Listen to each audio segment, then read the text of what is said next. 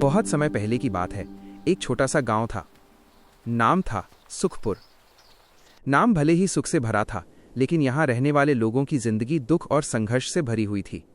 हर सुबह सूरज निकलता था, लेकिन उम्मीद की किरण कई घरों तक पहुंच ही नहीं पाती थी। इसी गांव में रहता था एक गरीब किसान हरिराम।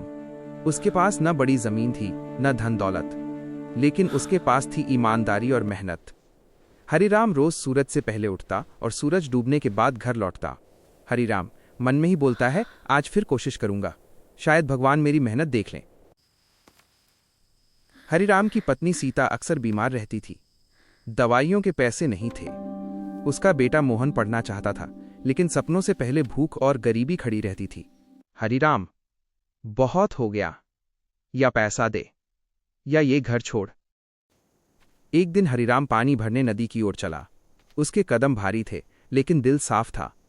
नदी की ओर जाते हुए हरिराम की नजर एक बूढ़े साधु पर पड़ी। साधु थका हुआ था। उसके चेहरे से साफ दिख रहा था कि कई दिनों से उसने ठीक से कुछ खाया नहीं था। हरिराम के पास सिर्फ एक ही रोटी थी, जो उसके पूरे दिन का सहारा थी।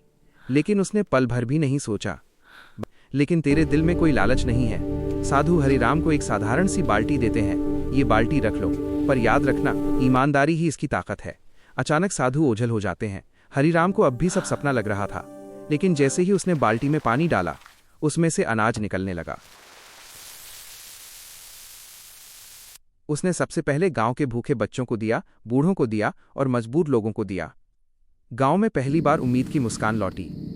रात का समय, कुछ लोग चुपके से झोपड़ी में घुसते हैं। जहां अच्छाई होती है, वहां लालच भी आता है।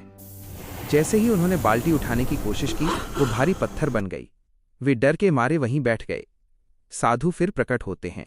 ये बाल्टी जादुई नहीं थी, जादू तेरी ईमानदारी में था। हरिराम अमीर नहीं बना, लेकिन सम्मान और सुख उसके जीवन में लौट आए। गांव फिर से जी उठा।